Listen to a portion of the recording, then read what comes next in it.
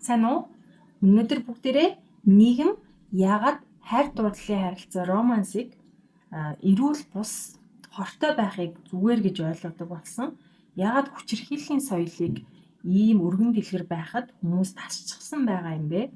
Үүн дээр медиа салбар, медиа дотроо кино урлаг болон уран зохиол ямар нөлөө үзүүлсэн бэ гэдэг талаар ярив. За бид нар бүгдээрээ мэдж байгаа кино болон уран зохиолын салбар болвол үндсэн үүрэг нь биднийг сурган хүмүүжүүлэх, боловсруулах, мэдлэг нэмэх бол биш. Киноны уран зохиолын үндсэн үүрэг нь бол хүний зугаацуулах. Гэхдээ сайн бүтээл байх юм бол мэдээж нийгмийн сэтгэлгээг хөгжүүлэх, урагшлуулах, хүмүүст өөрийнхөө талаар ойлгуулах, янз бүрийн шин зүйл сонирхох, судлах, сэтлийг нь өдөөх, сурган хүмүүжүүлэх, боловсруулах мэдээж давхар үүргүүдийг гүйцэтгэдэг. Гэхдээ кино урлаг болон уран зохиол зэрэг медиагийн үндсэн үүрэг нь хизээд зугаацуулах байсаар ирсэн. Энийг тэгээд би санаатайгаар сануулж хэлж байгаа юм шүү. Медиагийн үндсэн үүрэг нь зугаацуулах байдаг. Зугаацуулах нэгт, мэдлэг өгөх нь хоёрт. Гэхдээ ялангуяа залуу байхад, хүүхэд байхад бид нэр медиаг шууд утгаар нь хүлээж авдаг. За бидний медиатай харилцаж байгаа харилцаа ер нь маш гүн гүнзгий байдаг шүү дээ. Ялангуяа одоо үдээд нас биед хүрсэн хүний хувьд би медиа үзээд, кино үзээд, цуврал үзээд, ном уншаад би зугаацаад өнгөрч болно. Ахыгаа аваад, хаяхыгаа хаяад энэ бол буруу, энэ бол зөв гэдгээ би ялгаж сонгоод өөртөө хэрэгжүүлэх чадвартай. Өөрөөр хэлбэл media literacy, медиаг зөв хэрэглэх чадвар маань харьцангуй өндөр хөгжсөн. Гэтэл хүүхэд залуус туршлагагүй байдаг учраас медиаг шууд утгаараа авч хэрэгжүүлдэг тий. За тэгээд залуу хүмүүсийн өсвөр насныхны хүүхдүүдийн хувьд ямар нэг өөрийнхөө дуртай тийм медиагийн дүрээр өөрийгөө төсөөлдөг. Кино гэдгээр нь би одоо цуврал кино, хүүхдийн кино бүгдийг нь ер нь хамааруулаад явчих. Бүгд зохиомол зүйл гэдгийг мэдэж байгаа мөртлөө яагаад бид нэр кинонд ийм дуртай байдгийг? Яагаад гэхээр киног амжилттай сайн киног бичихийн тулд дөрүүд нь үзэгчдэд таалагдахаар, өөрийг нь баг зэрэг сануулсан байхаар яг жинхэнэ бодит хүний шинжийг агуулсан байдгаараа тийм дөрүүд хүмүүст илүү хүрж өөрийгөө санагдуулдаг учраас хүмүүс кинонд тийм их ач холбогдол өгж сонирхдог. За кино бидний амьдралд, бидний зан арын шинд, бидний шийдвэр гаргах процесс нөлөөлөд байна гэх юм бол мэдээж кино бол кино штэ. Кино гэдэг чинь зохиомол хиймэл зүйл. Тийм юмн дээр үндэслэж чи өөрөө шийдвэр гаргаж байгаа бол чи тэнийг байна гэж хэлж болно. Тэр насанд хүрсэн хүний хувьд бол баг зэргийн тийм. Гэхдээ бүгдээрээ хүүхэд байж үтсэн. Хүүхэд байхад бид нар юмд ер нь ямар худан хавтаж нөлөөнд нь ордог вэ гэдгийг та нар бүгдээрээ мэдж байгаа. За хүүхдэд бүгдээрээ ямар нэг дуртай кино ч юм уу хүүхэлдэйн киноныхон баатраар өөрийгөө төсөөлж төлөөлүүлдэг. Тэр баатрын зурагтай хувцсыг, тэр баатрын зурагтай цүнх, пенал, дэвтэр бүх юмаа тэр баатартай болгодог. Өөрийгөө тэр баатар гэж бодож төсөөлдөг. Яагаад тэгэхээр туршлагагүй гинэн дээрээ хүүхэд байхад уран сэтгэмж маш өндөр байдаг. Тэгээ уран сэтгэмж дотор өөрийнхөө толгой дотор өөрийгөө тэр баатар гээд тэр ертөнцид нь амьдраад тэр баатрын өмнөөс ингээд янз бүрийн ардл явдал туулж агаар төсөөлдөг. Гэтэл ихэнх тохиолдолд хүүхдүүд, залуус, өсвөр насныхан өөрийнхөө дуртай баатрын зан арын шимбүү хэл гадаа төрх өмсөж байгаа хувцс үсний салтыг нь хүртэл дуурайхан байдаг штэ. Тэр ихэд шийдвэр гаргахдаа тэр дүр байсан бол яах байсан бэ гэж асуудаг. Тэр дүрээс үлгэр дуурайлаа авдаг. Тэр дүрийг жинхэнэ юм шигээр сэтгэдэг. За жишээлбэл Японы бага сургуулийн сурагчдын дунд санал асуулга явуулсан. Тэгээд чи хинээс үлгэр жишээ авдаг вэ гэхэд нэгдүгээр байранд нь Чөтгөрийн ангууч киноны гол дүр Танжиро байсан. Тэгээд Чөтгөрийн ангууч анимыг үзсэн бол мэдж байгаа. Танжиро үнэхээр бусдад тусалдаг, сайхан сэтгэлтэй, Тэгээд зоригтой, дайчин гоё дүрэлтэй. Тэнгүүд ингээд хамгийн үлгэр жишээ авдаг Японы баг сурагчдын хувьд Танжиро нэгт, ээж нь хоёрт байсан. Тэгэхээр Япон хүүхдүүдийн хувьд үлгэр дуурайл авдаг тий одоо англиар guidance гэдэг заавар зөвлөгөөг нь тий дагах тэр хүний одоо үгийг дагах нь зөв гэж боддог хүн ээж аав нь ч биш бүр тэр анимены гол дүрийн дайчин залуу байна. Тэгээд бодохоор залуус өсвөр насныхан бүгдээрээ ямар ч л байсан өөрийнх нь үлгэр жишээ авдаг, даган дураадаг тийм дүр заавал байдаг. Зэрэг шийдвэр гаргахдаа тэр дүр байсан бол яах байсан бэ? Өөрөө шийдвэр гаргаж чадахгүй үедээ тэр дүрээ боддог. За мэрэгчлээ сонгох боллоо. Би яах вэ? Миний дуртай тэр дүр цэрэгт явдаг штэ. Тэгвэл би цэрэг болмоор байна. Би цэргийн юмд явна. Тэр дүр нэрээ загвар зохион бүтээгч болох хүсэлтэй байдаг штэ. Тэр загвар зохион бүтээгчтэй. Би тэрэн шиг загвар зохион бүтээгч болмоор байна. Би тэрэн шиг сэтгүүлч болмоор байна. Би тэрэн шиг сансрын нисгч болмоор байна. Бидний амьдралд тэр хиймэл хүний зүгээр л бодож байгаа зохиосон төрүүд тийм их нөлөө үзүүлдэг. За тэгээд тэр хиймэл зохиомл дүрийн зан арга шиг өөр дээрээ тусгаад авчихсан. Тэгээ хэл ярианых нь маяг нь хүртэл адилхан болчихсон. Одоо бүх зан арга шиг одоо өрмөс шинжүүдийг нь өөртөө ингээд шингээх гээд байж байгаа хүмүүс ч байдаг, шингээч гэсэн хүмүүс ч байдаг. Тэр зэгтээ бас бурууч гэж байгаа юм биш. Яагаад энийг яриад байна вэ гэвэл медиа бидний амьдралд ялангуяа нас бага залуу байх тусам асар их нөлөө үзүүлдэг байна. Тэгээд хүүхэд байхдаа сурсан мэдсэн нөлөөсөн зүйлс чинь бидний насан туршид дагаж явдаг. За тэгэнгүүт медиас болоод бодит амьдрал дээр биелшгүй, бодит амьдралтай нийцэхгүй маш олон ойлголтууд олон нийтэд хоногшоод тэр нь худлаа байсан ч гэсэн үнэн юм шиг давтагдаад яваад л байдаг. За энэ үүний нэг том жишээ нь хайр дурлалын асуудал, хосын харилцааны асуудал гэдэг. Бид нэр одоо нэлээд олон жилийн турш хайр дурлалын кинонуудаар Холливуудын киноч бай, Солонгосын киноч бай тий бөмбөгдүүллээ шүү дээ. Тэгээд би сүүлд бодож нэг үзсэн юм л та. Яагаад эмэгтэйчүүд яагаад одоо ийм аз жаргалгүй юм хүчирхийлэлтэй токсик харилцаа ийм их байд юм болоо гэд бодоод байсан. Тэгээ бодын шүүр дөрөв гихчээр би ер нь хүүхэд байхдаа юу үзээд юуг хэвэн гэж ойлгоод сурцсан бэ? Тэр зүйлс маань намайг том болтол дагаж яваад намайг буруу шийдвэр гаргахад амьдралаараа тоглоход бас нөлөөлөд байсан юм шүү гэж бодож утсан. За би хит хитэн жишээ авч үзье. За энэ кино 2004 оны Солонгосын Full House буюу одоо бид нэр монголчууд болохоор миний байшин гэж орчуулсан. За энэ кино болохоор тухайн нээлттэй хийсэн жилдээ бүр одоо Солонгос кино. Энэ ч нөгөө Солонгосын соёлын хувьсгал дөнгөж эхэлж байсан солонгосчууд яг K-драмагаараа одоо ингээд дэлхийн брэнд болгоно гэд зорж явах үед гарсан кино.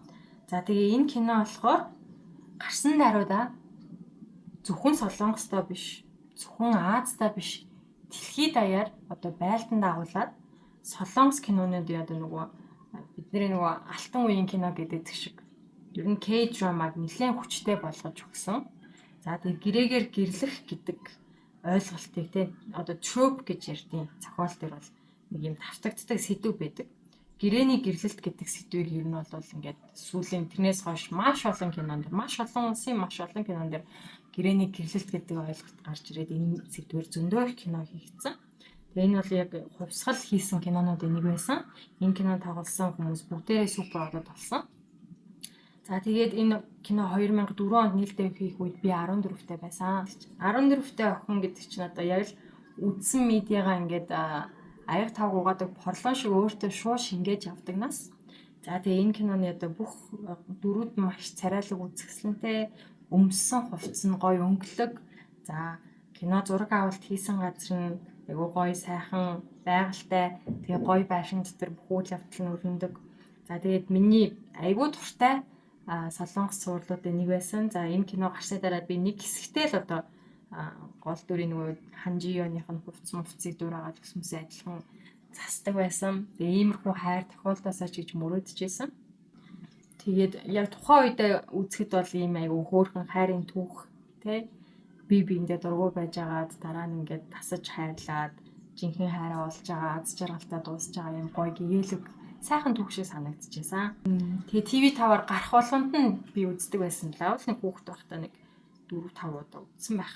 Үзэгдсэн улам гоё санагдаад ерөөсөө үздэг байсан. За тэгээд бүр сүүлд 28-9-тэй үед ч юм уу бараг 30-тай ах үед Netflix дээр орсон кинэ. Тэгэхээр нь би хуучин цагаа дурсаа дахиад үзмээр санагдаад үзлээ. Би бүр ингээ гайхшраад алмаарад юу үзэж байгаагаа мэдэхгүй байсан, ойлгохгүй байсан. Би ийм юмыг би гоё эрэг хайрын түүх гэж үздэг байсан юм уу? Өө бурхан минь би юу үзээд байна? Ийм юмыг би ингээ үлгэр жишээ хайр гэд үзээд өссөн юм чинь би одоо токсик хүчрхийлэлтэй харилцааг амьдрал дээр хийвэн гэж бодох нь аргагүй юм байна штэ гэж надад бодогдчихсэн байхгүй. За яагаад гэдгийг би ингээд тайлбарлаж өгье л доо. За бүгдээрээ гол дүрийн Ханжионыг санацгаая. Тэр охин 24 настай. Сургууль тахтаа өнчирсэн. Аав ээж хүн хоёулаа нас барсан. За тэгээд аав нь өөрийнхөө гараар нэг айгу гоё байшин барьсан. Гэр бүлээр уг нь үд амьдрна гэж бодоод. Ааваас нь үлдсэн цорын ганц хөрөнгө нь. Нас барахтаа охиндоо байраа үлдээсэн. За тэгээд тэр охин нь сургуультай хоёрхан эрэгтэй эмэгтэй найзтай. Өөр одоо тэр охинд наашаа гих гэр бүл хамаатан сатай юу ч байхгүй. За тэгээ 24 настай тэр бүсгүй хоёр найзтайгаа тэгээд аз жаргалтайхан амьдардаг байж тэгсэн чинь хоёр найз нь хоорондоо үерхэж байгаа жирэмсэн болцсон. Тэгээд тэр хоёр нь бүтлгүй, мөнгөгүй, ажилгүй. За тэгээд хоёлоо хүүхдийн төлөө яах вэ гингүүтээ Жионы хуурч хятад руу авч яваад тэгээ хятадд төөрүүлж хаяад нөгөөх нь мөнгөчгүй, юучгүй, танихгүй, хэлийг нь ойлгохгүй газар төөрөөд ганцаараа үлдсэн. Хорвоо дээр одоо хоёрхан үлдсэн дотны хүн тэр хүнийг хуураад харийн оронд авч төөрүүлээ хайцсан. Тэгэнгүүтээ ирээд байрыг нь зарцсан байдаг тий. Аим шиг ингээл эхэлж байгаа байхгүй юу? Тэр эмэгтэй танихгүй газар хайртай хүмүүстэй хаягдчаад тий хүний найманд орсон бол яана. Тий тэр хоёр найзад тэр одоо Жион үхнүү байна уу? Хүний найманд орно уу? Эдрэхтнээ заруулна уу? Насан туршдаа ингээд би хүчээр бие өмнө хамаагүй байна шүү дээ. Тийм хүмүүсийг кинонд дэр гэхдээ найзууд гэж хിവэр нь гаргасаар л байсан. За тэгээд тэр хоёр нь хурж ирээд байрыг нь зарчжээ. Нөгөөх чинь төмөн зовлон давж байгаа тэнд нэг нутгийнхаа хүнийг харж, гуйж, хайлж буу юм болж нэг мөнгө олж ирээд гэртээ ирсэн чинь нөгөөхийг нь зарцсан байсан. Тэр охинд одоо удамжны хүн болохоос өөр сонголт байхгүй. Гэр байхгүй, мөнгө байхгүй, хамаатан садан байхгүй, хайчих газар байхгүй шүү дээ. За тэгээ байрыг нь худалдаж авсан ааштай их цантай кино одоос гуйж иж нэг юм гэрт нь гэрийн үйлчлэгчээр ажиллаад ингээд өрөө төлөё гэд байж исэн чинь тэр хоёр ингээд санаандгүй юм болоод гэрээгээ гэрлэхээс өөр арга болчдөг. Тэгээ салахтаа чи байраа аваарай гэв. За тэгэнгүүт Жионд ямар ч сонголт байгаагүй. Тэр охинд одоо тэр өөрөөсөө нэртэй, хүндтэй, чадaltaй, мөнгөтэй тэр хүний тавьж байгаа саналд тэр охинд татгалзах боломж байхгүй. Хичнээн хүсээгүй байсан ч гэсэн. Яагаад гэвэл тэнд тэр охинд юу ч байхгүй. Нэг бол гудамжны гуйлагчин болох, нэг бол одоо тэр хүний тавьсан саналыг хүлээн зөвшөөрөхөөс өөр арга байхгүй. За тэгээд та нарыг мэдчихэж байгаа шүү дээ ингээд. Тэр хоёр хамтраад амьдэрсэн чинь нөгөө Юнжэн болохоор өөр найзтай хайртай.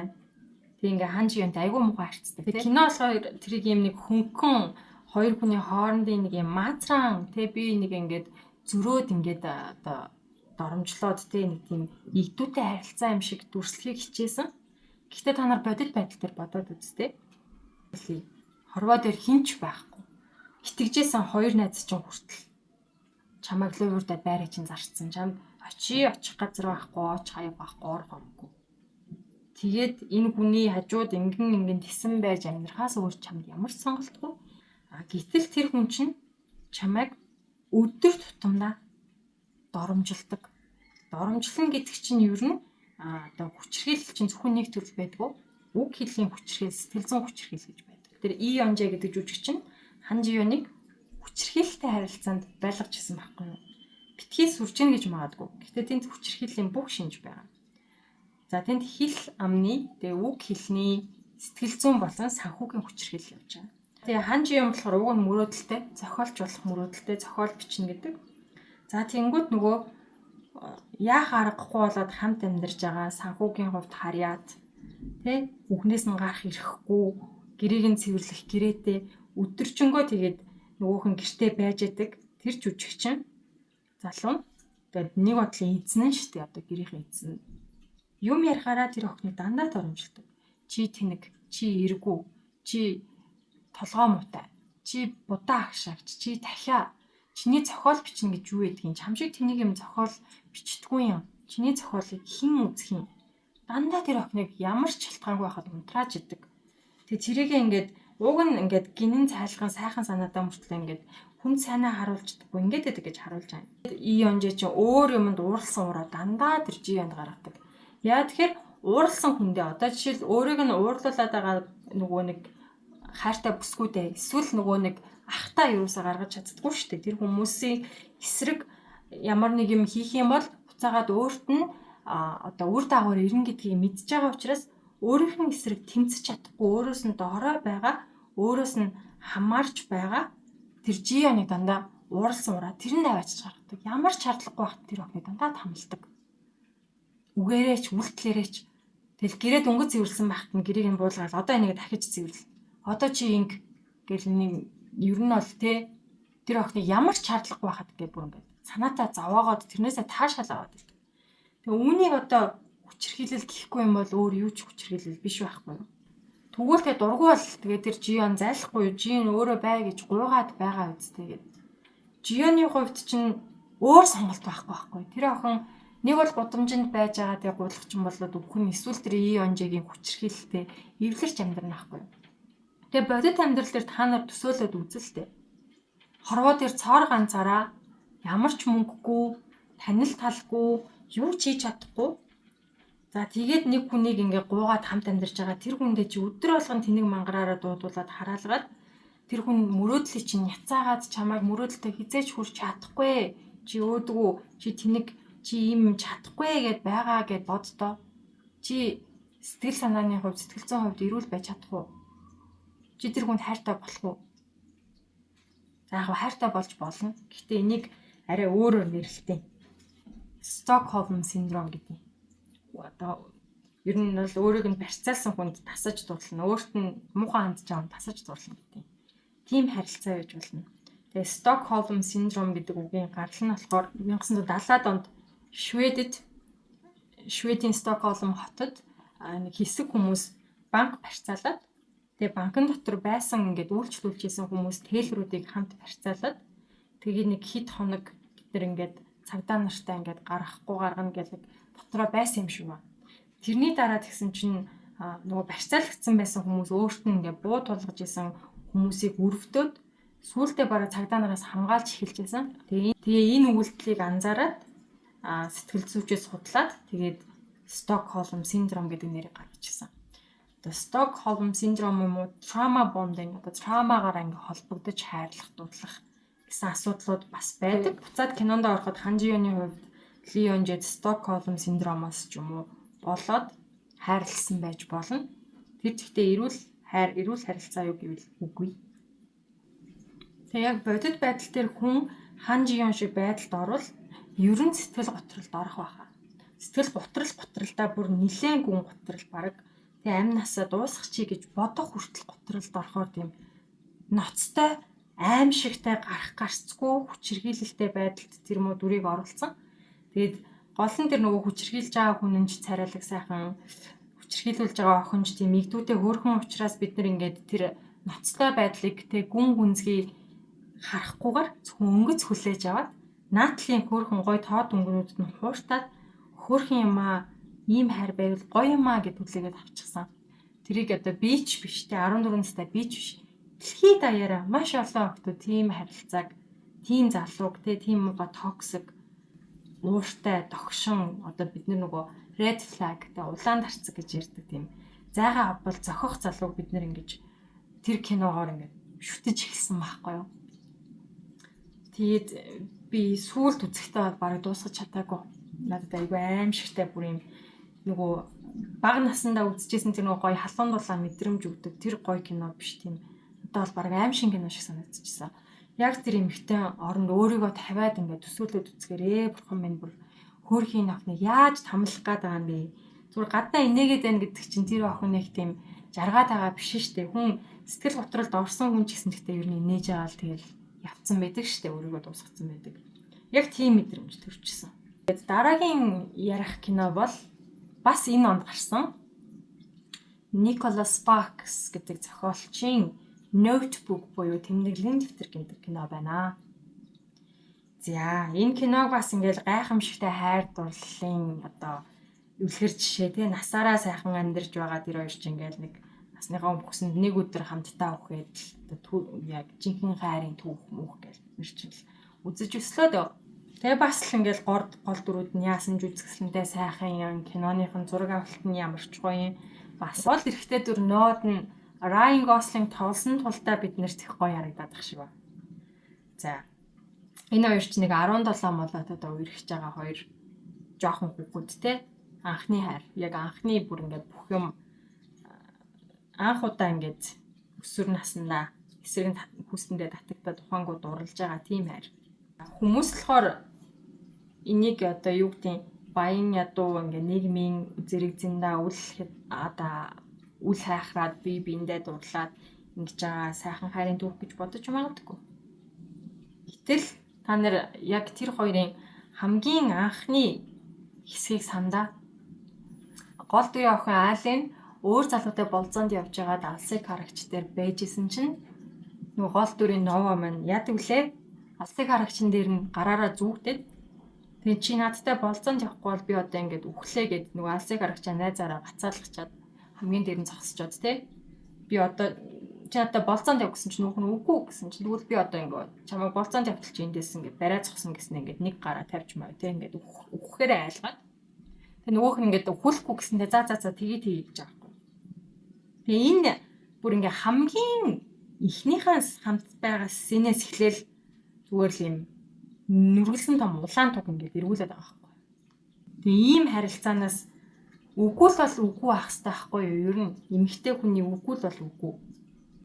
Үгүй гэдэг чинь төгс өгүүлбэр. Хүсэхгүй байгаа бол эмэгтэй хүн те үгүй гэх эрхтэй байдаг. Үгүй гэдэг бол төгс өгүүлбэр. Үгүйгийн араас яагаад гэвэл гихтэй гэж заавал тайлбарлах гарахгүй. Би найз залуутай, би нөхөртэй ч хэлэхгүй найз залуугүй нөхөргүй байсан ч гэсэн үгүй л бол үгүй. Эмэгтэй хүн хүсэхгүй байгаа бол ямар ч тайлбар өгөх албагүй. Өөрийнхөө одоо үгүй тэр хүнийг дэ эрэгтэй хүнийг гомдоочгүй гэд тайлбарлаад шалтгаалаад байхгүй. Зүгээр л ямар ч шалтгаантай байсан үгүй бол тэгэл дуусаах хэрэгтэй. Гэтэл тэр киногоор эмэгтэй хүний үгүйг тэ үхэхээрээ дадлалгаж байгаа ч юм уу ямар нэг байдлаар сүрдүүлж айлгаж байгаад тийм болгоод авч болдгийм байна гэдэг ойлголтыг тэр киног үзэж байгаа эрэгтэй эмэгтэй бүх хүмүүст өгч байгаа. Эмэгтэй хүний үгүй чинь үгүй биш байт юм байна. Жохон айлгах, сүрдүүлэх, жохон гүрийж агаад тийм болгочих боломжтой юм байна гэдэг ойлголтыг авч байгаа нэгт. Хоёрт ер нь үхэхээрээ далаалгаж айлгадаг, сүрдүүлдэг сэтгэл санааны хүчрхийлэлд үйлддэг хүнтэй ер нь чи яаж ядж жаргалтай харилцаанд орох вэ? Нэг муудлаа би одоо үхлээ судсан анлаа, энэ тангуулаа. Та хоёрын хооронд тэг яг зүй зохистой харилцаа, хоёр хүний хоорондын харилцаа ойлголцол үүсч болох юм уу? Хоёр шал өөр нөхцөл, хоёр өөр гэр бүл хүмүүжлэр төрж өссөн хүмүүс ойлголцохгүй, маргалдах, муудах байлгүй яах вэ? Түүнийгээ одоо юм ашигтайгаар үр дүнтэй, үр бүтээлтэйгээр муудалцаж, хувь хүн рүүгээ дайрахгүйгээр асуудлыг ярьж муудалцаж өөрийнхөө одоо үнцгийг хамгаалж хоорондоо хилэлцэж, мэтгэлцэж агаад зөв харгалгаа олох нь бол хэвийн харилцааны нэг үе шат.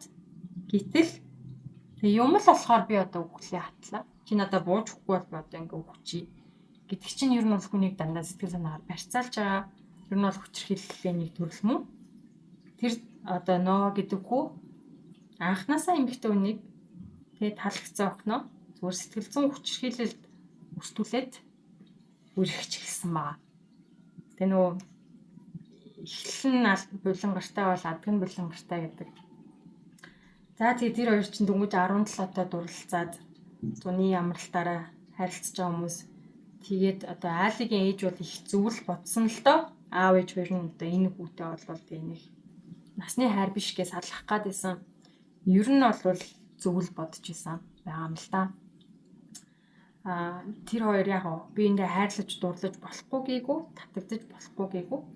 Тэр хоёрын хувьд бол зүгээр анхны хайр, анхны одоо сэтгэлийн өвдөлт дурлаж үзээд, хайрлаж үзээд би нэг хаяж сураад тэгээ алдаад, шаналаад алдаанаасаа хичээлээ суралцаад дуусгах хэрэгтэй байсан харилцаа байхгүй юу? Тэр хоёр чинь тэгээд ер нь тийм зан харилцааны хувьд ч гэсэн зохимжтой биш шүү дээ. Баян хэрэлдэж идэг, баян муудалцж идэг. Нэг юмны талаар хоорондоо муудалцахгүй, орилцохгүйгээр тийм уучраа олж чаддаггүй. Тэ? Нөгөө тосоо гартал төвлөдөж, тусаа гартал зодтолтно гэдэг шиг тийм дандаа экстрем. Нэг бол би энэ амар хайртай, нэг бол ингээ би нэг алж чадчих гадгаалan болж хаглаад байдаг. Тэр бол яаж хэвэн харилцаа байх юм? Нэг энгийн асуудлыг ч зүгээр ярилцаж чадахгүй би энэ рүүгээ ойрлоод эхэлж байгаа бол ирээдүйд тэр айлт төрөх хүүхдүүдийн тэ бага нас нь яаж өнгөрөх юм? Аав ээж юм л бол би энэ рүүгээ ойрлоод эхэлдэг. Хоорондоо тийм таарамжгүй хүмүүс яаж үр хүүхдээ тийм аюулгүй тайван орчин төсөх хүлээ. За яг тэгээ кино зохиол учраас л тэр хоёрыг ингээд бүх насаар наз жаргалтай амьдруулад хөгшөрсөн ч гэсэн ингээд аз жаргалтай насаараа байгаагаар харуулж байгаа боловч бодит амьдрал дээр тийм хоёр хүн насаараа жаргалтай за яг хамт байж болно. Гэтэ хамт байсан гэрлэлт болгон чинь одоо сайхан гэрлэлт үлгэр жишээ гэрлэлт одоо аз жаргалтай төгсгөл биш шүү дээ. Хоёр биенийхээ хөгшөрсөн мөртлөө хоёр биенийхээ махыг гэдэг л хоорондоо муудалцаал хэрэлдээл байж идэг хүмүүсийг алиг тэр гэвтэй. Ер нь тэг гэрлэлтийн амжилттай байдал тэг амжилттай гэрлэлт гэдэг ингээд насан туршдаа байсан гэрлэлт гэж ерөөсө бодож болохгүй. Амжилттай гэрлэлт нь салсан гэрлэлтийг ч хэлж болно. Тэ гэрлэлтийн сайн сайхныг ерөөсө хугацаагаар нь битгий хэмж. Аль нэг нь хүн хөтлөө гэрлэлээ гэдэр чинь сайн гэрлэлт. Тэ тэрнийг ингээд бид нэр дагаж дуурайх ёстой гэсэн биш. Ихэнх тохиолдолд бидний одоо эмээнэр, өвөг эмээнэр, хилэн цэмээнэр нөхрөөсөө салах ирэхгүй салаад чи яаж чадахгүй нийгмээсээ дарангуулгдсан байдаг учраас л тэрийг тэсэж амьдарч исэн байдаг. Тэнгүү тэрийг ингээд эмээ өвөө маань хэдэн жил ингээд амар сайхан амьдарсан яг үнэ эмээ шаналал байгаад ирснийг хүүхэд байсан болохоор л хараагүй ч байсан юм билүү дээ. Ер нь бол тэ олон жил насаараа амьдарсан болгоныг нэг аз жаргалтай үлгэр жишээ гэж ер нь харах хэрэггүй. Амжилттай гэрлэлт гэдэг нь юу вэ гэвэл хоёр хүн учирсныхаа дараа тэ бие бинийгээ илүү сайн хүн болгосныг амьдралын чанарыг сайхан болгосныг л амжилттай гэрлэлт гэнэ. Тэр нь одоо үргэлжилж байгаа гэрлэлт ч байж болно, салсан гэрлэлт ч байж болно. Монгол болохоор гэрлэлтийн одоо гэрлэлт дуусгар болох салах шалтгаан нь ерөөсөө хүчирхийлэл юм уу үхлэл гэж боддог. Чи үхчихээгүй бол эсвэл хэн нэгний нөгөөгөө хүчирхийлээгүй бол салж болохгүй.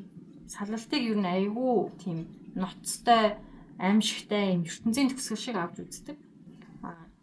Өөр шалтгаанаар энэ хоёроос өөр шалтгаанаар салсан гэх юм бол ерөөсөө ойлгох чадвар байхгүй, ойлгож хүлээж авахгүй.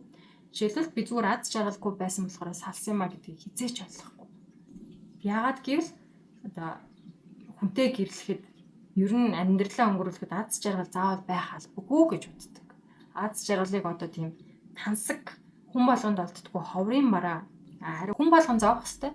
Харин аз жаргалтай амьдрал бол маш цөөхөн азтай хүнд таардаг тийм тансаглал юм аа. Гэхдээ хүн болго өөрийнхөө аз жаргалыг бүтээх боломжтой гэдгийг ерөөсөй ойлгохгүй. За тийм учраас би аз жаргалгүй байсан учраас бид хоёрын хооронд ямар ч асуудал байгаагүй. Хоёрын хооронд хүчирхийлэл байгаагүй, хэрүүл маргаан байгаагүй, санхүүгийн асуудал байгаагүй, араар тайлт байгаагүй. Гэхдээ ингээд хэсэг хугацаанд амьдсны дараа би аз жаргалгүй байгаагаа ойлгоод эсвэл бид хоёр бие биендээ хайргүй байгаа болцсноо ойлгоод тэг Бид хоёр зүгээр ингээ юмыг ивэр ингээд ярилцаад дуусгахаар шийдсэн юм аа. Ингээд ямар бид хоёрын амьдрал ингээд амар амгалан тайван гэхдээ бид хоёр биеиндээ хайргүй болчихжээ. Бид хоёр ингээд бүхэн маань юм уйтгартай болчихжээ. Бид хоёр бие бинийгээ ингээд өмнөшгөө хүсэхгүй байна. Гэхдээ бид хоёр биенийг үзэн яддаггүй. Бид хоёр биенийгээ зодож нүддэггүй, хүчрхийлдэггүй, араар тавьдаггүй. Бид хоёр зүгээр л аз жаргалгүй байна. Тийм учраас бид хоёр салахаар шийдсэн гэх юм бол Монголын баг ихэнх хүн ойлгохгүй. Яагаад ингэж салж байгаа? Үгүй чамайг хүчрхийлээгүй л шүү дээ. Чамайг өрөнд оруулаагүй л шүү дээ. Чамайг арга чинь тавиагүй л шүү дээ. Та хоёр ингэ сайн л залуу байж шүү дээ. Сайн л ихнэр байж шүү дээ. Яагаад салж байгаа юм? Үгүй сайн хүнээс ч гэсэн өөрөө аз жаргалгүй хоорондоо тохирохоо болцсон бол салж болно гэдэг юус ойлгохгүй. Тэгээд нөгөө буцаад кино руугаа очиход яг тийм тэр хоёрын хувьд тийм тохирсон хүмүүс биш учраас тийм аз жаргалтай ер нь бол насаан эцэс болтлоо амьдрна гэдэг бодит байдал дээр байсан бол тийм гэж би итгэхгүй байна. Яг кино учраас тэрийг ингээд гоёор харуулж төсгсөн л байх л та. Тэрийг ингээд үнэн ч хайр юм шиг харуулсан байх. Одоо тэнгууд миний энэ одоо жишээ авсан хоёр кинон дээр хоёулын дээр нь гол дүрийн эмэгтэйгийн араас өөр нэг залуу гүйжээдэг. За тэгээд анзаарах юм бол иймэрхүү кинон дээр эмэгтэйчүүд өөрийнх нь араас гүйж байгаа. Өөрт нь сайхан ханддаг. Тэгээ яг өөрийг нь байгаагаар нь хайрладаг. Өөрчлөх гэж оролддоггүй. Тэгээ өөрийг нь хүндэлдэг. Өөрийг нь үнэлдэг. Өөрийг нь өргөх гэж оролддог, дэмждэг. Тийм ирчүүдийг ерөөсөө сонгодоггүй. Анзаарсан бол одоо яг энэ үеийн кинонууд дээр дандаа токсик, өөрийг нь хүчирхийлдэг, өөрийг нь хил хамаар доромжилдаг, өөрийг нь доош нь дарах гэж оролддог. Тэгээ тийм өөдгүй, харцдаг, дээрлэхүү бүдүүлэг тийм залууг нь гол дүрийн охин эцэст нь дандаа сонгож таардаг. Яа тэгэхээр мэдхгүй. Бид хоёр зүв санагдсан юм аа. Мэдхгүй хөөрхөн амт ингээд хайраа тэгж илэрхийлдэг юм шиг байгаамаа. Хичнээн гаднаа ингэж байгаа ч гэсэн дотроо хайртай маа. Мэдхгүй би өөрийнхөө зүрх сэтгэлийг даглаа. Тэгэд өөрт нь сайн сайхныг амлаж байгаа залууг сонгохгүй. Дандаа хөгийн юмдаа очиж нэлчдэг.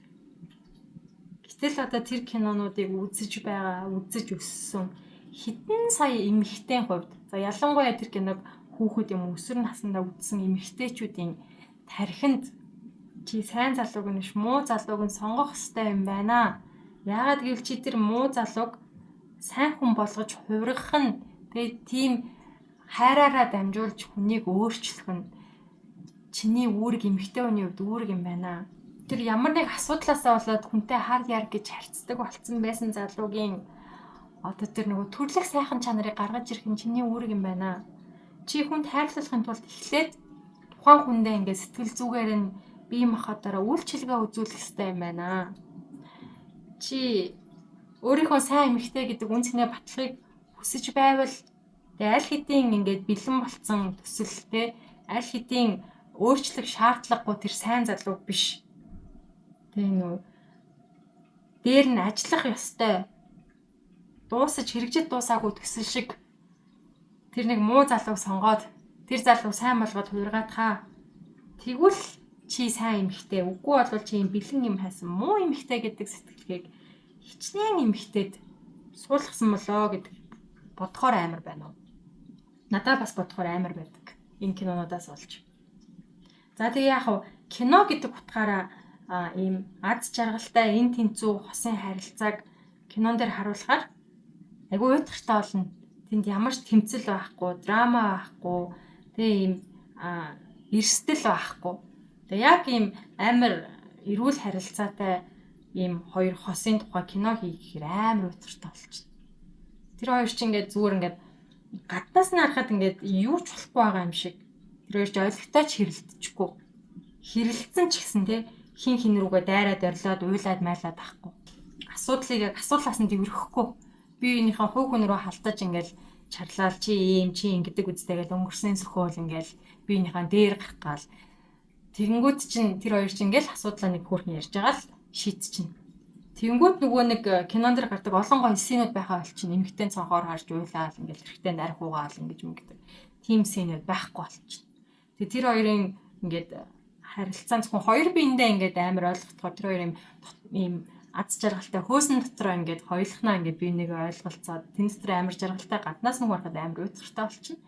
За тэгэнгүүт кино зохиолоо илүү олон хүнд хүргэх анхаарлыг нь татах зорилгоор одоо тийм илүү их одоо хоорондоо зөрчилтэй, хоорондоо таардгүй, тийм драматай, хортой харилцааг л харуулах нь зүгээр л байдаг л та. Тэгэнгүүт тэрийгээ гэхдээ гоё гээд дүрсэлчээр чинь нөгөө media literacy, медиаг одоо дүгнэн шинжлэх чадвар нь хөгжөөгөө залуус хүүхдүүд чинь тэрийг шууд утгаар нь үлээж аваад амьдрал дээр хэрэгжүүлж алдчихж байгаа байхгүй юу? Би өөрөө ч тэр хүмүүсийн нэг юм. Тэгээд одоо бодохоор ер нь кинонуудад яг юм дисклеймер буюу анхааруулга, сануулга ингэж амар явуулмаар санагддаг. За бас нэг киног ярьж болж байна. 2008 оны Twilight. За Twilight-аас бас сэтгүүлсэн 50 Shades of Grey. Grey 50 өнгө. За би аль киноныг нь үзсэн, аль зохиолыг нь уншсан. За тэгээд номын хувьд, зохиолын хувьд ер нь бол маш муу. Бичиж байгаа арга барил, тэ бичээчийн чадвар нь маш муу. Ер нь нэг тийм ахлах сургуулийн хүүхдийн нэг тийм өдрийн тэмдэглэл хавцаа нэг яг бичлэгийн ур чадвар нь яг тийм. Магадгүй тийм болохоор өсвөр насных нь аягүй хүрсэн энэ кинонууд. Нэх олон юм уншаад яг уу гихтээ. За энэ хоёр дүрийн хувьд сэтгэл зүйчид те ингээд нөгөө хүчрхийлтэй харилцаанд байхад гардаг шинж тэмдгүүдийг тэгээ ийм бол хүчрхийлтэй харилцаанд байгаа гэсэн шинж тэмдгүүд байдаг. За энэ хоёр хоёулаа байдаг. Энэ дүрүүдэд Bella Swan болон Anastasia Steele хоёулаа яг сэтгэл зүйн хүчрхийлэлд өртсөн хохирогчийн шинж тэмдгүүд байдаг. Жишээлбэл тэр хоёр хоёулаа одоо найз залуугаасаа айснаасаа тэр найз залуу нь уурлах юм уу эсвэл өөрийг хаяад явах гэсэн айдснаасаа болоод юу бодсноо хэлж чаддаггүй, юу бодсноо хэлэх чадваргүй байдаг. Өөрөө бидан шийдвэр гаргах чадваргүй байдаг. Яагаад гэвэл найз залуучууд нь өмнөөс нь бүх юм хийж өгödдөг. За тэгээд хамгийн аимшигтай гэх юм бол одоо Twilight-ийн гол дүр Edward гэдэг вампир чинь гаднаасаа 17 настай хүүхчиг харагддаг ч гэсэн тэр чинь 110 настай хүн. 110 настай хүн өсвөр насны охинд дурлаж байна. Тэр хоёрын хооронд 90 насны зүрх, 90 насны амьдралын туршлага хуримтлуулагдсан одоо туршлага, мэдлэг, ухаан байгаа. Чи тэ 5 дахь үеийн өвгшгээ хүнтэй амьдрахаар та хоёр энэ тэнцүү хайр сэтгэлтэй одоо хамтрагч болж чадах уу? 110 настай хүн ягаад 17, 8 настай охинд татагдж байна вэ? Тэр охины ухаан ямар ч мундаг ухаан байлаа гэд 110 настай хүндний хажууд бол жаахан ялхуухад л байгаа шүү дээ. За тэгээд нүүд 50 Shades of Grey бүр ярих ч юм биш. Инээд хүрмээр муу бичигдсэн зохиолоос гадна за одоо Anastasia Steele гэдэг 21 настай яг их сургуулаа төгсөж байгаа охин ба. Тэр охин болохоор ингээд утга зохиолын мэргэжилтэй, англи хэлний утга зохиолын мэргэжилтэй байхаа. Их сургууль төгсөж байгаа юм. За их сургууль төгсөж байгаа тэр охинд имэйл хаяг байдаггүй. Энд чинь саяхан бичигдсэн зохиол шүү дээ 2011 онд. Имэйл хаяггүй, лаптопгүйгээр их сургууль төгсөж байгаа охин юм байна. За тэр тэгээд маш үзэсгэлэнтэй царайлаг харсан хүн болгон хайлж урсдаг бүсгүй боловч тэгээ нэг ч хүнтэй үерхэж үзээгүй. Тэгээ тэр охины зан аран шиг харах юм бол нэг хүн үерхий гэд гуйхад нэг үгүйгээд татгалзаад тахгүй. Тэгээ яаж чин тэр нэг зохиолоо явуулахын тулд тэр охин ингээд хинтээч үерхэхгүй, үерхэх байтга өмсөлцөж ч үзээгүй тийм охин. За тэгээд сургуулийнхаа сонинд зориулаад 27 наснда тэр бүмтэн болцсон. Тэгээд гайхамшигтай сайхан одоо Грекийн, Ромын баримл шиг сайхан залуутай очиж уулзж байгаа. За тэгээд уулзсан чинь нөгөө нэг залуу нь өөрт нь ухаангүй шууд дурлаад. Тэнгүүтээ уулзсныхаа дараанаас шууд уулзъя гэж гуугаад бараг $100,000 ийм бэлэг явуулж байгаа. Нөгөөх нь ийм анх удаа уулзсан хүндээ $100,000 ном анхны хэвлэлийн дуртай номных нь анхны хэвлэлийг нь авч явуулаад тэгснээр лаптоп явуулаад гар утас явуулаад лаптопонд нь имэйл нээж өгсөн маа. Нөгөөх нь хөрхий өөрөө яаж имэйл нээдгийгч мэддэггүй их сургуульд төгссөн 21 настай бүсгүй байна гэнэ л дээ. Гэхдээ тэр эмэгтэй одоо тэр залуугийн мөнгөнд нь болоогүй гэж байна. За яг хөө сайхан залуу байжээ. За тэр хоёр үерхлээ. Нөгөө залуу нь амар хартай. Хаа явна? Үерхэчгүй байхдаа гадуур явж ин гэхдээ мөшгөөд одоо өөрийнхөө мөнгө төгрөг одоо нөгөө эрх мэдлээ ашиглаж тэр охиныг мөшгөөд байгаа газар нь яваад очиж. Тэр охиныг одоо юу хийж байгаа, хинтээ юу хийж байгаа, яаж яаж юм бүгдийг мэдчихэдэг. Тэр бол ингээ хувь хүний одоо юм хувийн эрхчлөөнд халтж байгаа үлддэг. Гэхдээ нөгөөх нь гой залуу учраас юм амар секси, тачаангуу, юм иршүүд гэж номон дээр төрслөхийг хичээж байгаа. За тэгээд дүнгууд сургуулаад төгссөн эмэгтэй чинь одоо ажилд орё гэд нэг жижигвтер ийм хэвлэлийн компанид очиод тэнд ингээд редактораар очихоор боллоо доо. Нөгөө тэр бомбд нь компани худалдаад авчихсан. Өөрөөр хэлбэл тэр компанийн эзэн болчингууд нөгөө бүсгүй нь өөрийнх нь доор ажилтдаг ажилт нь олчиж байгаа. Тэгэхээр яаж ийн вэ гэхээр бас ингээд санхүүгийн хувьд хүчрхийлж байгаа байхгүй юу? Тэгээ эрх мэдлийн хувьд бүр ингээд өөрөөсөө ингээд ийм яг аалзны тор ингээд аалз ингээд хороо ингээд нэгж жагаад ингээд тэрэнд нь ингээд ялаа очиж наалтахаар яадаг шиг ингээд тэр охин өөрт нь таалагдсан учраас талд нь ингээд хэрээд тэр охиныг хаашаа зүгтах аргагүй болгоод олзолгож олж аваад тэгээ тэр хоёр чинь нэг танилцсанаас хойш 3 сарын дотор гэрлээ жирэмсэн болчдөг баха. Амар романтик гэж бодож байна уу? Тэгээд одоо жирэмсэн дүнгэж сайн танилцаагүй хүнтэйгээ суугаад жирэмсэн болчихсон. Тэгээ нөгөөх нь юм хязгааргүй баян тэр бомтон хүн. Тэр эмэгтэйг нөхөр нь хүчирхийллээ гэж бодоход нөхөр нь өөдгүү зангааралаа гэж бодоход тэр эмэгтэйд зүгтах арга байгаа юу? Тэр өөрийг нь ханд хаач байсан олоод авдаг. Тэр хүнээс одоо энэ дэлхий дээр хизээч цугтаж чадахгүй. Хаацсан байсан ч тэр хүний архинд орохоор тий хүсхийн бол тэр бомтон хүн чинь тэр эмэгтэйг алаад хизээч одоо олдохгүйгээр алга болох бол ерөөсөө ийм л асуудал шүү дээ. Тэр бомтон гэдэг чинь одоо тэр бомтон хүн гэдэг чинь мөнгөөр юу ч аргалж болно шүү дээ. Ялангуяа тэр бомтон хүнд тэр охиныг одоо дургуун хүрхчлээ гэхэд ингэчээд нэг газар ингээд цогцыг нь мөрөггүй болгоход бол тэр баян хүний үед юу ч байхгүй. Тэгээ ийм харилцааг ийм гоё хүсэмжит гэж харуулж байгаа нь өөрөө айгүй аимшигтай. Яагаад бид нэр тэр муухай эзэрхүү, дээрлэхүү, бие махбодын хувьд, сэтгэл санааны хувьд, санхүүгийн хувьд хүчирхийлэгч, дээрээс нь тэр чинь бүр яг номон дээрээ садист, хүнийг тарчлааж таашаал авдаг. Садист тийм эрэгтэйгтэй хартай, хүнийг захирдаг, бүдүүлэг тийм эрэгтэйг гоё гэж бид нэр харж байгаа гэхээр номон дээрээ тэр залуу зүгээр л амар царайлаг гоё битээ гэж дүрслсэн. Гэтэл одоо Анастасия Стилийн хувьд бодит байдал дээр тийм охин байжээ. Үнэхээр юу ч мэддэггүй 21 настай онгон юм гинэн тэнэг бүсгүй байжээ. Тэр бүсгүйн хувьд анхныхаа ажлын ярилцлаганд орох гээд эсвэл тэр нь сонингоос ярилцлага авах гээд утсан чинь 60-аад насны халдсан бүдүүн амар муухай биетэй дургууг нь хүргмээр амнаас нь муухай өнөрсөн тийм 60-аад насны тэр бомтон тэр охиныг онлоод яг адилхан ийм үйлдэл хийсэн бол яах вэ? Тэр охиныг өөрийн болгох гээд амар хүнтэй бэлгэсэлт явуулаад тэгчээсэн ажилласан компани болгоныг худалдаж аваад хаа явж байгаа газар нь очиод тэгсээр хагаад өөрийн болгож авсан бол тэгснээ 3 сарын дотор гэрлэж ирмсэн болгосон бол бид нэр тэрийг аим шингэн сэтгэл зүйн триллер гэж үзэн шүү дээ. Гэтэл тэр гол дүрийг нь зүгээр 27 настай гой улаан үстэй, гой биетэй залуу гэд хэлсэн учраас бид нэр романтик гэж үзээд байгаа.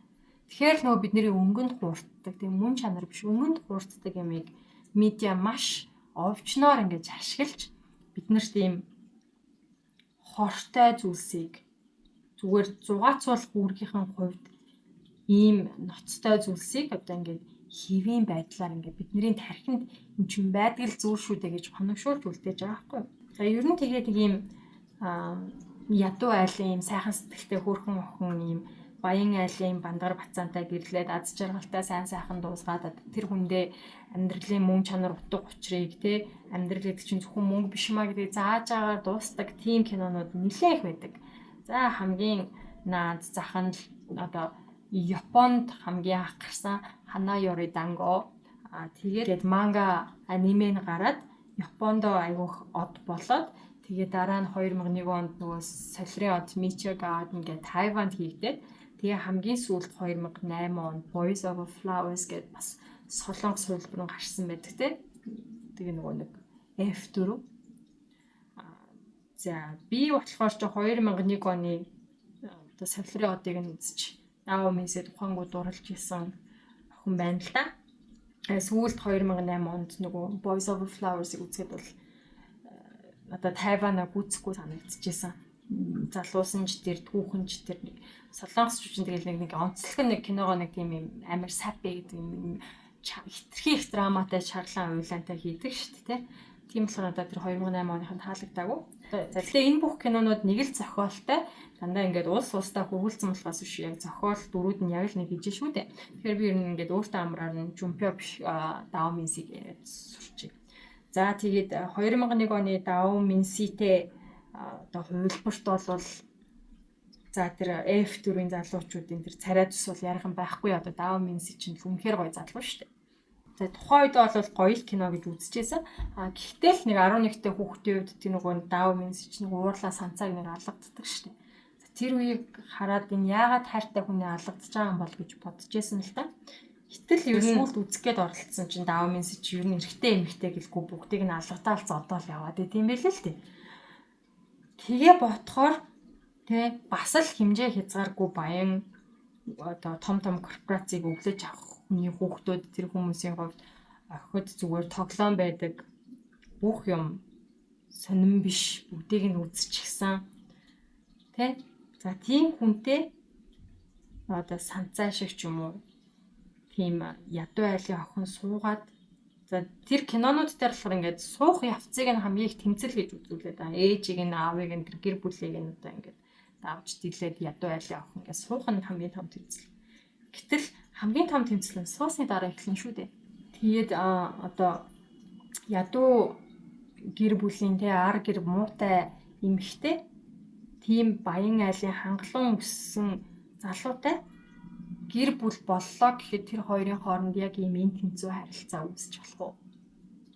Мэдээж болохгүй шүү дээ. Ер нь чадахгүй шүү дээ. Маш ховор тохиолдолд тэгээ ялангуяа тэр мөнгөтэй талын хүн нь маш сэтгэл зүйн мэдлэгтэй, маш хүний эрхийн мэдлэгтэй байж иж нөгөө хүний хүн шиг авч үзэлтэн. За харин хүмүүсийг машинаар чирж зугаацдаг бүли хийдэг, дээрлэгдэг, зодддог, эрэгтэй эмэгтэй хамаагүй гар хүрдэг. Тэгээ ямар ч одоо үйлдэл хийгээд түүндээ хариуцлага хүлээхгүй мултраа сурчсан F4-ийн одоо тэр киноны F4-ийн залуус шиг дөрүүд хичнээн хайртай байлаа гэд одоо санцаатай суугаад тэр эмэгтэйг хүн байна гэж хүндэлж харцах, эн тэнцүү харцах магадлал нь хэрвээ мэдээж тэгтэй ойртно. Тэр хүний хувьд мөнгөтэй статустай байдал нь яг эндээ л байна. Санцаа гэр бүл болоод хүүхдийг гаргасан ч гэсэн эндээ л байна. Магадгүй ээж аав нь гэрлэхийн зөвшөөрсөн ч гэсэн гэрлэхээс өмнө гэрээ байгуулж байгаа. Салах юм бол юу ч авахгүй, яахгүй гэд өөртөө хамгаалсан гэрээ байгуулна. За тэгээд санцаа чинь одоо тэгээд ер нь тэгээ хүн чинь одоо сайн юмд айгүй хурдан тасдаг байхгүй юу? Муу юм тасгад амар хэцүү. Жишээлбэл ингээд амьдралын стандарт дээшлэхээр хүн тэрэндээ тасчаараа буцаж буумааргүй санагддаг. Гэр хорооллын хашаа байшинд амьдарч байгаа байранд орчих юм бол буцаад хашаа руу явахыг ихэнх нь хүсэхгүй. Нөгөө нэг буцаагаал гал түлдэг, ус зөөдөг, модон жуурланд байдгийн бодогдоод байдаг учраас дахиад байрнаас явахыг хүсэхгүй. Энэ шиг дундаж амьдралтай байжгаад дээд давхар руу яваад үсчихээр буцаад одоо нөгөө хэрэглээ нь өндөр болоод амьдралынх нь одоо чанар нь өндөр болоод эхэлж юм буцаад буумааргүй санагддаг. Тэгээ тийм учраас одоо нөгөө нэг баян хүнтэй явцсан ч юм уу те санамсаргуугаар ингээд нэг баян залуутай үргэлжсэн ч юм баян хүнтэй суудсан эмэгтэйчүүд буцаад энгийн хүнтэй суухгүйгээр ингээд янз бүрийн айгу муухайч хамаагүй те айл гэр өмүүлээд баян хүн салгаа суугаад байдаг чи ер нь тийм байхгүй юу? Амьдралын чанарын стандартыг буцаад доошлуулж чадахгүй байгаас болоод тийм үйлс хийдэг. Тэнгүүт одоо тэр ядуу байж байгаад амар баян амьдрал тасчихсан санцаа чинь буцаад одоо ядуу гэрлүүгээ чимданаа чараад явахгүй тулд тэнд янз бүрийн зүйлийг төвчж амьдрахаас өөр аргагүй болж байгаа. Тэгээд миний түрүүн хэлсэнчлэн тэр амар баян айлын хүмүүстэй шүргөөцөлдөж болохгүй арга ер нь амар хүчтэй. За санцааг яасан ч байсан, зодсон ч байсан, үдсэн ч байсан, алаа ицсэн ч байсан гэсэн арга ер нь юу ч хийж чадахгүй. Тэр хоёрын хооронд үргэлж юм эн тэнцүү биш байдал байна. Яг бодит амьдралтай шүү дээ. Гэтэл одоо ийм нөгөө гоё баян хүнтэй суугаад амар жаргаал дуустдаг тийм кино үзсээр хагаад ер нь их олон улсын эмэгтэйчүүдийн хувьд яг тийм мөрөөдөл бол байдаг бах. Гэтэл яг одоо тэр мөрөөдөл нь зарим тохиолдолд тэр хүмүүсийн амь насанд бас юм халтай юм тохиолдол зүйл байхыг үгүйсэхгүй. Гэхдээ одоо юу гэдэг баян хүн болгон тэгээл нэг ихнэр алаад байдаг ч юм биш л те. Тэгээ ядуу ирчүүд ч гэсэн зэрэг хийж чадна л да. Тэр бол тухайн хуу хүний л зүйл. За тэгээ би ер нь цаашдаа хүчирхийллийн талаар маш их ярина. Яагаад гэвэл энэ бол нийгэмд байгаа хамгийн одоо эмэгтэйчүүдийн амьдралд занал хийсэн асуудал мөн. За тэгээ ингээ хэлэхээр ирчүүд ч гэсэн хүчирхийлэлд өртдөг гэд ороод ирдэг тохиолдол байдаг. Одоо тэгээ би хизээч хэрэгтэй хүн хүчирхийлэлд өртдөггүй гэж үгүйсгээгүй. Манай феминистүүд харин ч хүчирхийлэлд өртсөн эрэгтэйчүүдийн талаар маш их ярьдаг. Эрэгтэйчүүдийн хүчирхийллийн талаар одоо тэ энэ ч гэсэн эрэгтэй хүн ч гэсэн хүчирхийлэлд өртдөг гэдгийг ер нь бол феминистүүд хамгийн их ярьдаг. Эрэгтэй юм байж битгий гоншгоно гэж харин бусад эрчүүд нь за тэгээд нөгөө мисожини, патриарки тархиа угаалгасан эмэгтэйчүүд бол эр юм бол битгий гоншгоноод бай, эр хүн хүчтэй бай гэж хэлдэг. Феминист яг жинхэнэ феминист хүмүүс хизээч эрэгтэй хүн хохироход чи өөрөөсөө болсон юм уу? Чи өөрөө дуртай байсан байна. Чи эр юм байж арчаагүй байсан байна гэж хизээч хэлдэггүй. Хүчирхийлэлд хүүс байхгүй гэдгийг феминистүүд хэлдэг юм шүү. Харин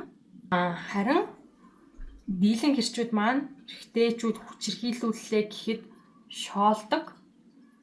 Арчаагүй эр юм байж гэж хэлдэг мөртлөө феминист эмэгтэйчүүдийг муулах үед эсвэл эмэгтэйчүүдийн эсрэг ямар нэг юм ярих үед нөгөө хүчирхийлэлд өртсөн эрчүүдийн асуудлыг гинт сандаг. Гинт эрэгтэй хүн ч гэсэн хүчирхийлэлд өртдөг юм штэ гэж одоо эмэгтэй хүний асуудал ярьж байхад дайрч урж ирдэг. Эрэгтэйчүүдийн асуудлыг тусад нь авч үзээд эрэгтэйчүүдийн хүчирхийллийн талаар яриа гэхээр ярьдаггүй. Өсвөр насны эрэгтэй хүүхэд тэгээ насанд хүрсэн том болсон эмэгтэй хүнд хүчирхийлүүлчихжээ. За эрэгтэй хүүхэд нь өөрөө дуртай байсан ч гэсэн бэлгийн харилцаанд орсон бол тэрийг хүчин гэж үзнэ. Яагаад гэвэл насанд хүрээгүй хүүхэд зөвшөөрөл өгөх чадлаггүй, консент өгөх чадваргүй байдаг. Сон хүүхэдтэй те бэлгийн харилцаанд орчоод тэрийг өөрөө дуртай байсан штэ, өөрөө зөвшөөрсөн штэ гэж хэлэх юм бол уучлаарай. Тэр хүүхэд чинь хуулийн хувьд те шийдвэр гаргах болоогүй. Тэр чинь тэр хүүхдэд зөвшөөрөл өгөх чадамж байхгүй. Тэгэхээр та хүчин хийсэн байна. Эрэгтэй ч бай, эмэгтэй ч бай, та насанд биеийн хүрчээд насанд хүрээгүй хүүхэдтэй унтсан бол та хүчин хийсэн байна гэж ярьдаг. За тэгээд өсвөр насны хүүхдийг ингээд нас биеинд ирсэн эмэгтэй ингээд хүчинтчжээ гэж ярихаар эрчүүд нь ямар азтай юм бэ? Намайг ингэсэн ч болоосай. Намайг хүүхэд байхад ийм хүн хаана байваа? Тэгээ хүчинтчлээ ингээд би ингэж гоё хүчиндүүлэх юмсан. Гэт өөртөө хүүхдийн хүчирхийлэлтээр бол тоглоом хийн. Эмэгтэйчүүдийн асуудал ярихад л гинтл бид нар тэгээ яасан, бид нар хүчирхийлүүлдэггүй мүү гэд орж ирдэг. Тэгээд эрэгтэй хүмүүс хүчирхийлүүлэлт өртдөг. Энэ талаар хинч үгүйсгээгүй. Энд бид нэр зүгээр эмэгтэй хүмүүсийн хүчирхийллийн талаар ярьж байгаа шүү. Тэгээд ер нь л харж болно да та нар. Монголд болж байгаа эмэгтэйчүүд хүүхдийн асуудал дээр чимээгүй байдаг эрчүүд маань саяхан хараа Олимпийн үеэр гинт бүгдээрээ хүүхдийн эрхийг хамгаалагч, эмэгтэйчүүдийн эрхийн хамгаалагч болохыг би үзлээ. Маш гайхамшигтай санагдлаа. Эмэгтэй хүмүүс харин ч их хэрэгтэй байгаа та нар давраад байгаарэ гэдэг ийм эмэгтэй хүчрхийлүүлээд алуулчлаа. Ийм хүүхдүүдийн гिचлээ гэхэд чимээгүй байдаг эрчүүд маань гинт нэг Алжир боксчин эмэгтэй хүмүүсийг зодоод яваад байгаа л гэлээ. Драг хувцастай эрэгтэй хүмүүс ингээд хажууд нь хүүхдээ хажууд байгаа хүүхдийг аюулд оруулаа л гэлээ. Уг нь бол тэр бокс чинь эмэгтэй л хүн л юм л та. Тэгсэн чинь л одоо эрэгтэй хүнээр эмэгтэй хүмүүсийг балд нүдүүллээ л гээд байгаа. Тэгэж шеэр хийсэн эрэгтэйчүүдийн хідэн харин эмэгтэй хүнд гар хүрж байсан бол доо гэж бодохоос миний жоохон инээд хүрчээсэн. За яах вэ? Ингээд буцаад нөгөө сэдвүүд рүүгээ ороход цаашдаа одоо media literacy буюу медиаг хүлээж авах, боловсруулах, шингээх, анализ хийх чадвараа аль болох хөгжүүлэхийг хичээгээрэй. Тэ? Авах юмаа авч хаях юмаа хайна гэдэг чинь одоо ер нь бол харуугаар тэр байхгүй юу? Үзэж байгаа юмаа аль хэсэг нь одоо fiction буюу зохиомол зүйл вэ? Аль зүйлс нь бодит байдал дээр болдог зүйлс вэ? За ямар нэг дүр байлаа гэхэд тэр дүрийн давуу тал, алдаатай тал нь юу байх нь вэ? Ямар нэгэн дүрд дуртай байлаа гэд тэр дүрийг одоо өөрийнхөө зан арашин болгож би өөрийгөө одоо энэ хүн гэж төсөөлж бүх зүйлийг нь автоматар өөртөө шингэх үгүй юу? Тэгээд дараа нь амьдралын томоохон шийдвэр гаргах үедээ та бас хиймэл хүний зохиосон дүрээр биш өөрөө бодож агаад шийдвэр гаргахыг хичээгээрэй. Миний сая жишээ авсан кинонууд танд таалагддаг байж болно. Тэрийг буруутгаагүй. Гэхдээ түүнийгээ одоо яг бодит амьдрал гэж битгий бодоорой. Юмыг бодиттойгоор сайн анализ хийж сураарай. Тэгээд цаашдаа ч гэсэн ер нь ийм юмны эсрэг сайн тархлаатай болоорой.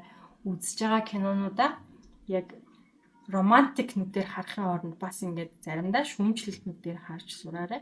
Таалагдсан сценүүд чинь таалагдчих болно.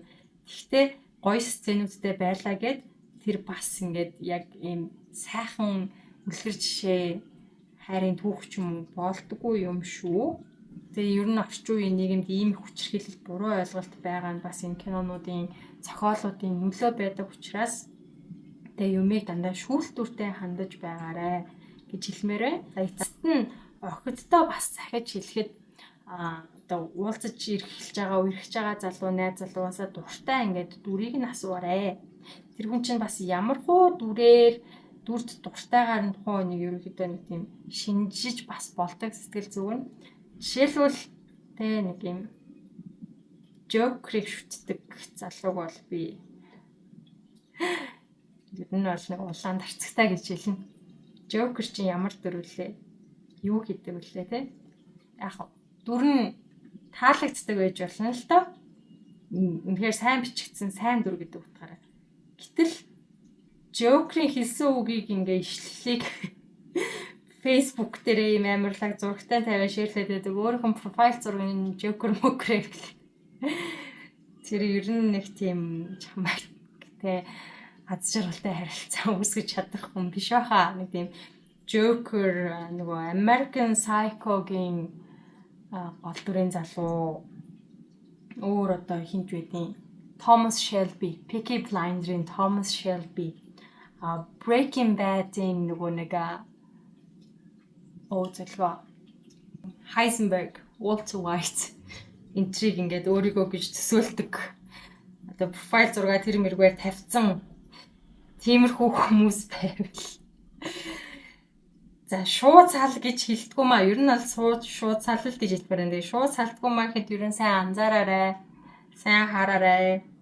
Тэ одоо тэр хүний чинь нөгөө morality буюу одоо юм тэ зөв буруугийн хэмжүүр яс суртахуун тэ одоо хим хэмжээ гэдэг юмнуудыг нь тийм дөрөв тогтоогоо тийм дөрүүдийг шүтээд байна шүү дээ тэ. Тэгэхээр чинь тэр дөрүүдийг одоо ингээд тэр дөрүүд likeable буюу хүнд таалагдах үз бичигдсэн боловч яг үйлдэлүүдийг нь харах юм бол тэд нар айгүй муу хүмүүс аахгүй юу. Хүнд таалагдах үз charismaтай тэ ганц хоёр redeeming quality гэдэг. Ганц хоёр ингээ авах чанартай мөртлөө ерөнхийдөө амар хорон, амар муу санаатай, амар бусдыг хохирочоод юм боддгоо нэг тийм sociopath тэ өрөвдөх инрэх тэ харамсах сэтгэлгүй тийм хүмүүсийг одоо гоё гэж шүтдэг залуу байвал ер нь тэ ирээдүгөө бодчихэвэл харж агаад ер нь бай гэж хэл сураарай. За баяртай.